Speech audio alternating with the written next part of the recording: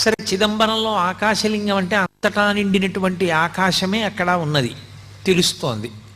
కానీ అరుణాచలంలో అగ్నిలింగం అంటే అక్కడ అగ్ని ఏది?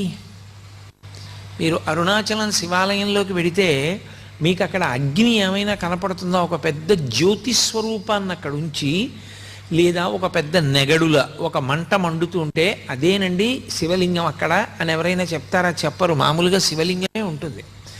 మామూలు శివలింగమే ఉన్నప్పుడు అరుణాచలంలో ఉండేటటువంటి శివలింగం అగ్నిలింగం ఎలా అవుతుంది? అరుణాచలమునందు అగ్నిలింగం ఉన్నది అని ఎందుచేత చెప్పబడింది అంటే, మీరు బయట ఎంత చల్లగా ఉండనివ్వండి, అరుణాచలం దేవాలయంలోకి వెళ్ళి కూర్చుంటే ఒళ్ళు చెమటలు పోస్తుంది, అంత వేడిగా ఉంటుంది.